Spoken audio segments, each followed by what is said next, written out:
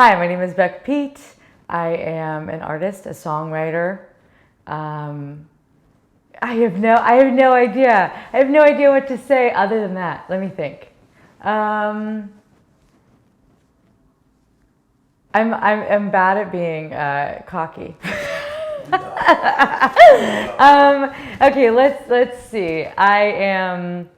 Hi, my name is Beck Pete. I am an artist, a songwriter. I believe in connection and vulnerability more than anything else.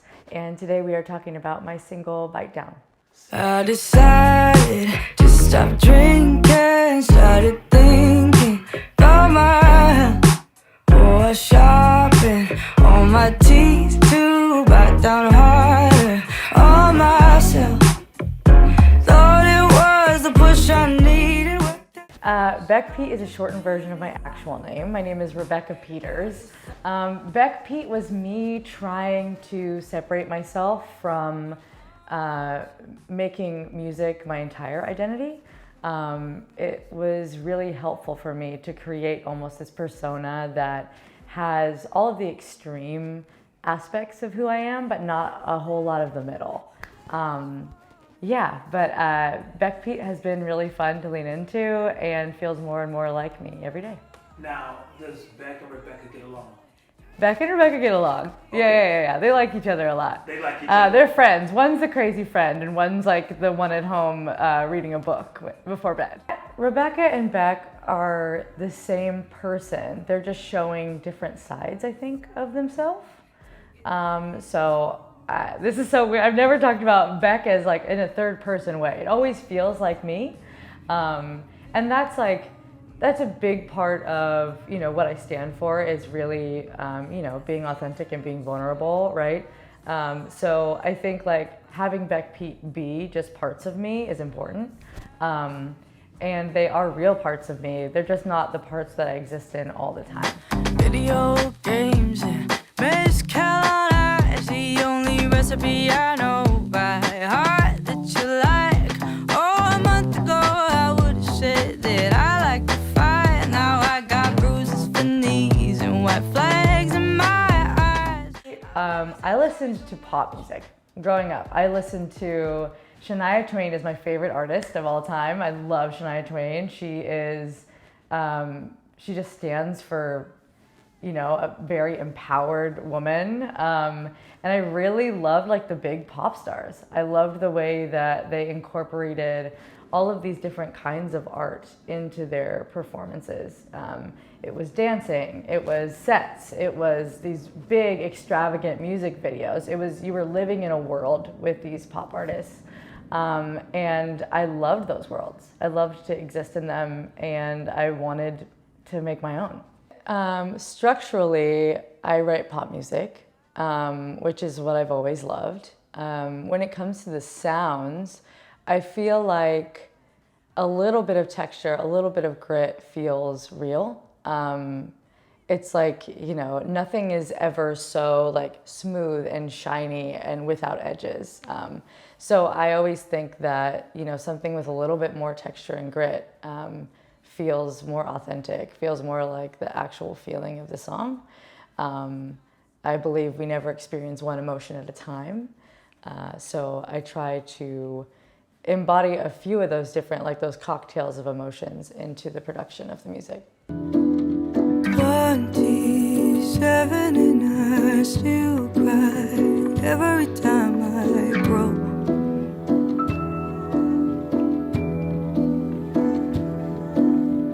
I know about heaven and I still might, not when it's time to go.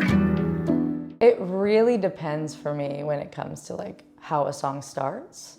There are so many different ways that a song can start. When I'm journaling a lot, I will normally have lyrics, like just a book of things. And I kind of flip through to find something that I resonate with that day. Sometimes, but melody comes to me like instantly. It's like I know immediately what the melody should be. And there are a lot of songwriters that say, the first melody that you think of is probably the right one.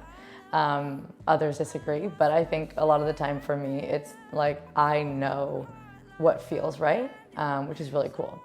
So if I have an idea and I have lyrics written already, then I guess lyrics will come first and then I'll form the melody around those things. Otherwise, it'll be the other way around. When I was young, I saw my daddy cry and curse at the wind. He broke his own heart and I watched as he tried to reassemble it. My mother swore that she would. It's interesting because I didn't actually truly start enjoying music, releasing music, the creation of making music until recently. I always loved performing. That was always like my baby. I did so many different styles of performance growing up. But when it came to like the creation, I was such a perfectionist and I was so focused on it being exactly the way I wanted, that I was being so controlling. I was holding this vision so tightly. And I wasn't having any fun. And so when I would release music right away and people would like it, of course that would give me like a positive feeling.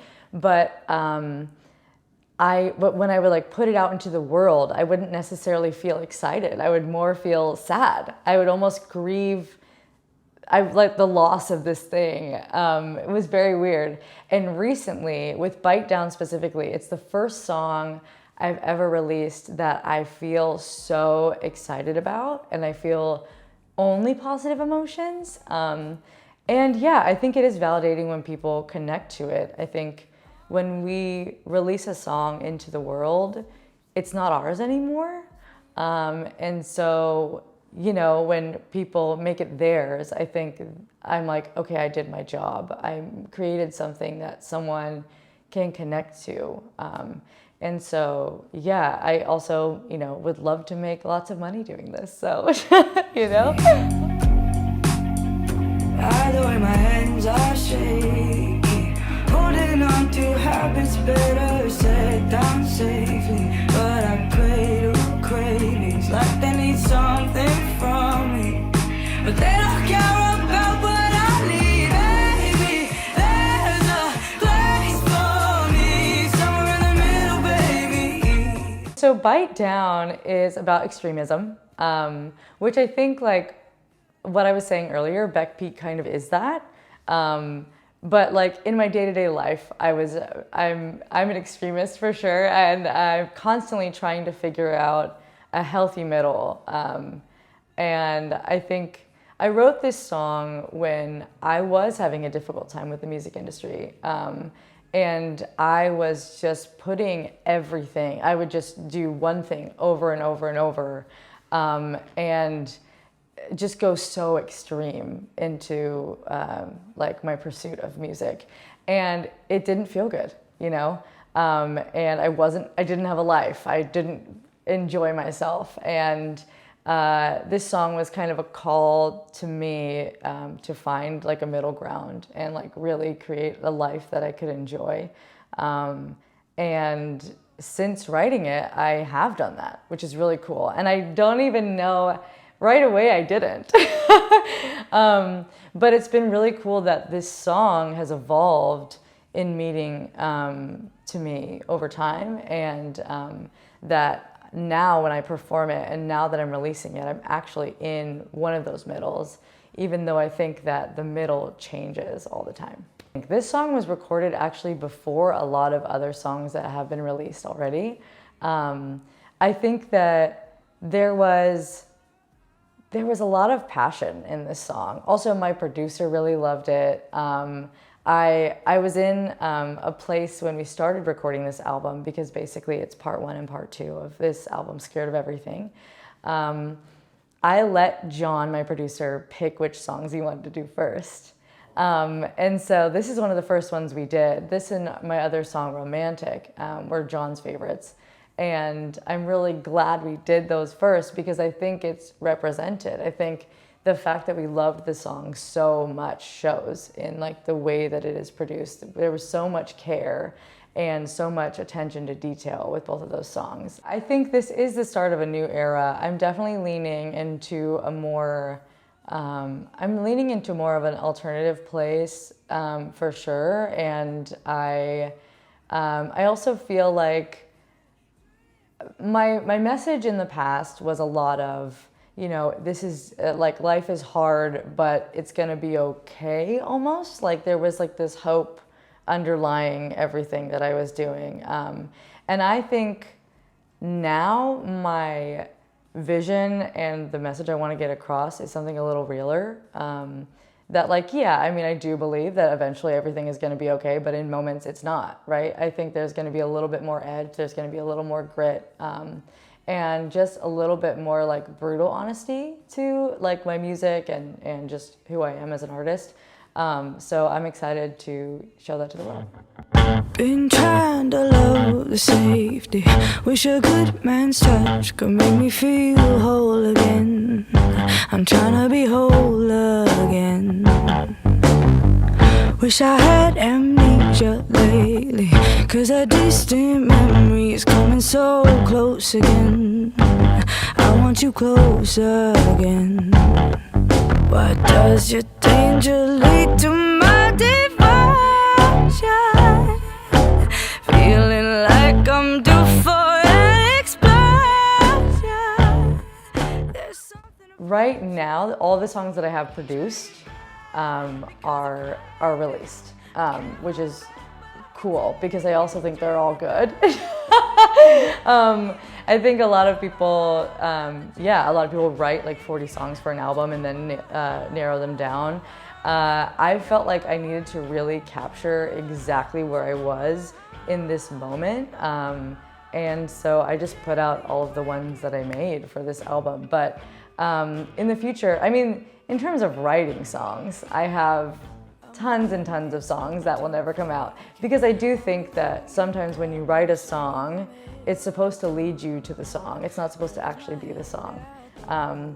So sometimes I'm like, oh, okay, I got this nugget, right? And then I get to switch it, change it, make it into something new. And then once I've made it into the thing, the one that I really resonate with and that I feel like is like just a great song, then I produce it. That's kind of like the process as of now.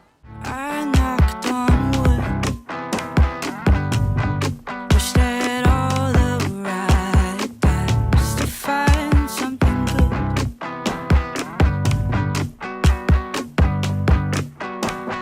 Never understood with chest and eyes my side. So each of these music videos, I don't really do anything on the fly. I like really plan everything out because visuals are such an important extension of the story, in my opinion. And if you don't make something really powerful, I think it's a missed opportunity. And so if I'm gonna spend all of my money making videos, then I'm gonna make sure that they're incredible, you know, or like really at least tell a story. So with Softy, I grew up dancing. I was a dancer for a really long time. I did a bunch of different styles of dance, and this was kind of me wanting to come back to that, moving my body, because I also think that movement is such a release and an important way to express a feeling. And so, yeah, I got a choreographer and worked with them and practiced a bunch, and it was my first time using my body like that in so long, and like memorization wise, like it was kind of challenging. I also had, during that time, my knees had gone out because I had been walking dogs during COVID as like my job. And so I was walking like 10 miles a day, just like ridiculous amounts. And one day I just basically woke up and my knees just kind of stopped working. They were like, we are done. Like we're out of here. And so this is right before I was filming this video, and I had planned everything out before then. And so I was like, I have to do it. So in the video, I'm wearing like these these like the K tape. What is that? I don't know what it's called other than that. But I'm wearing like tons of it, and I'm wearing 3 pairs of like compression leggings so that like my knees work. And so like, you know, it's like these things that no one would know. And it's like, it's just so cool to know that myself and know that like we still followed through with the vision. Like that's what, I mean, that I guess proves how important these things are to me.